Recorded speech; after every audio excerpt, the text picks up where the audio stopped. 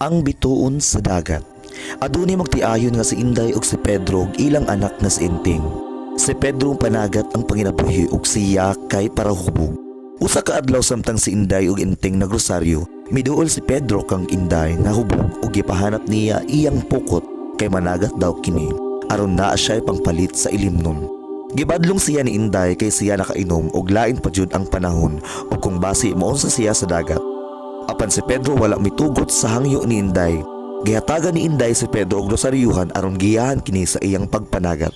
Si Pedro nga parahubog dili tumutuo sa Ginoo, iya kining gilabay ang santos nga rosaryo. Sa lawod nga mangitgit na sinati ni Pedro ang makusog na hangin ug mga dagko na balud. Sa tunga sa iyang kahadlok gitawag niya ang Ginoo ug iya kining gihagit ug gihangya. Si Pedro nalunod ug adunay misidlak nga siga nga gikan sa bituon ug nilinaw ang dagat. Nagpakita ang Birheng Maria de la Asuncion, ang bituon sa dagat. Nakita ni Pedro ang mahal nga Birhen o gilabanan siya sa iyang kamatayon. Si Pedro giluwas sa Ginoo pinaagi kang Birhen Maria. Nadagsa si Pedro sa hunasan ug nakita siya sa mga katawhan samtang si Inday iya pud ni gipangita ug iya kinigit pangutana kung unsay natabo sa iya.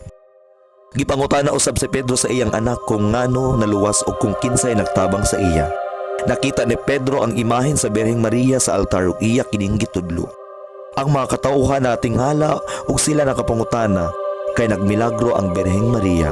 Ug si Pedro nag-awahag ug iyang gihangyo ang mga katawhan nga magampo. Ang mga katawhan mituog sila nagampo. Gihangyo nila sa Ginoo pinaagi sa intersesyon sa mahal nga Birheng Maria nga giyahan sila sa ilang kinabuhi. Ang mga katawhan madasigon ug mapasalamaton sa Ginoo pinaagi sa mahal nga Birheng Maria de la Asuncion. Viva Nuestra Señora de la Asuncion!